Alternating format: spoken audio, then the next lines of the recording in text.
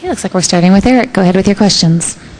Terry told us earlier in the mix zone that you were a little bit bummed yesterday morning that they didn't have the pyro and the big fanfare and stuff like that. So yeah, I was joking around yesterday morning. I was like, "Where are my fireworks? I heard you get one for a world record."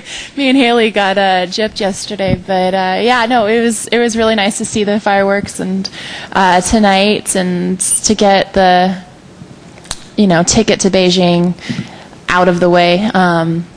I mean, this is such an emotional meet that it just feels so good to finally be on the team, and you kind of get to take a breath and enjoy the rest of the meet now. Nat, you said in the mix zone that you felt a bit more tired than you expected you would going into tonight. Did you feel that in the last part of the race? And also, is that your fear about the 200 IM, that it's going to take an edge off your 100 back? Well, last night I was surprised at how I was feeling going into that race, and I think what I interpreted to be tired was more nerves than anything, because actually after the 200 IM prelim this morning, I felt better than I had beforehand. So I think it was just nerves, and I felt great in that race tonight, and again, nerves. The last 50 meters, I was like, oh my God, just get your hand to the wall. And that's really what I was thinking. Yeah, I'm very, very happy with that time, and I'd love to see my splits in the video. I haven't even had a chance to think about that race yet. Go ahead, Mike. Natalie, how much do you think Haley's experience from yesterday to today sort of epitomizes what you were worried about and sort of the whole cruel nature of this event? Well, yeah, I mean, that's a very good way to put it. It is a cruel meet. And I was saying this earlier. I have been on the national team for so many years, so I have so many friends that I'm cheering for, 4 or 5 people per final, and there's only 2 spots. So it's incredibly difficult in that way. What was the question? Yeah, it does. And sorry, I'm tired.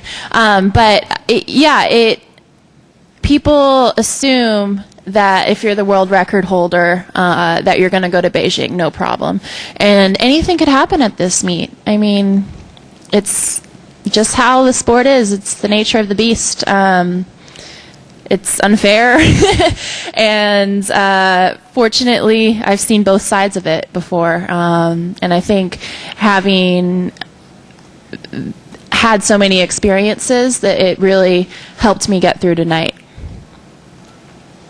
Natalie, could you talk about your decision to not put a prelim time down at least in the 200 free, kind of like what Lochte did, and how does that affect the relay situation in the 800 free relay? I really have no idea how that affects the relay situation. I mean, it just wasn't really feasible. It's not.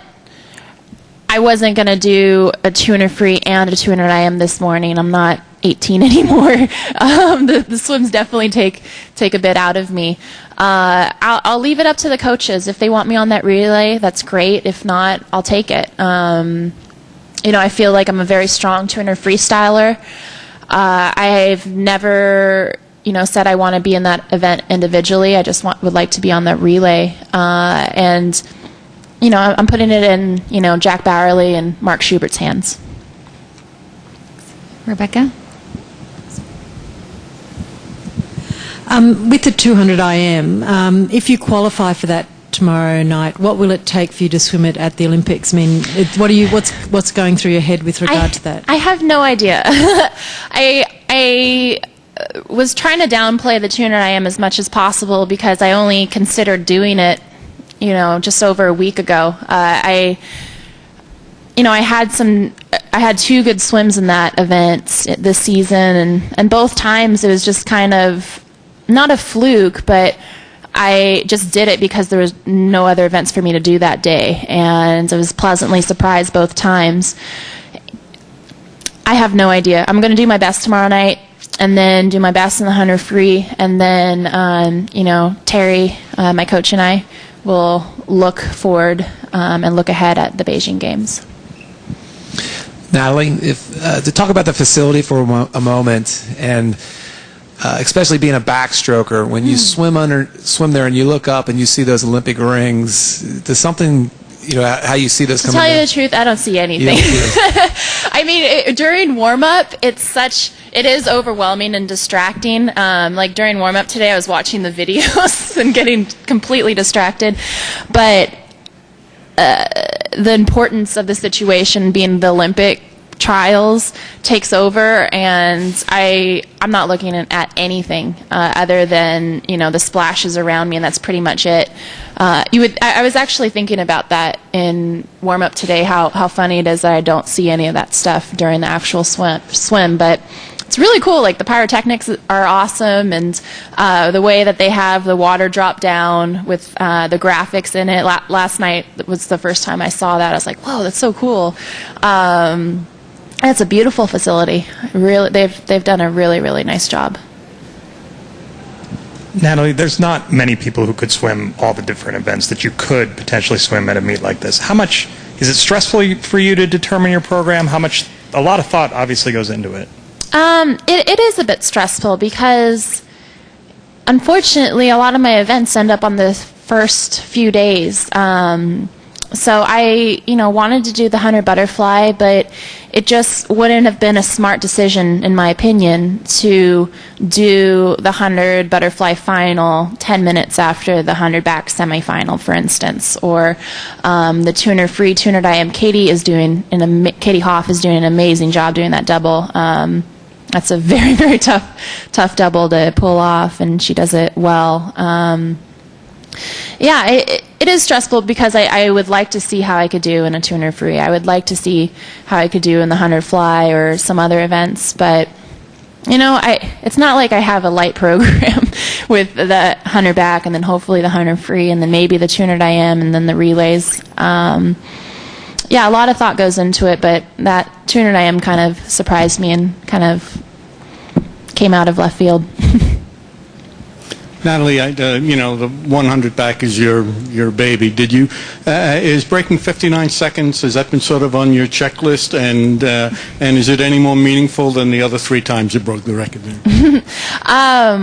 It is. It's cool to break the barrier for the first time.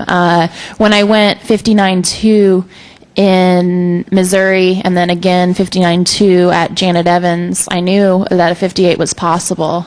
And today in that race, when I turned at the 50, I could underwater. It was the very first time I could ever hear a crowd underwater cheering. I don't know if they have speakers underwater, if they were just that loud, but I knew I was having a good swim, and I knew I just needed to hold it together. And I was hoping for that 58, barely, but I'm very, very proud of it.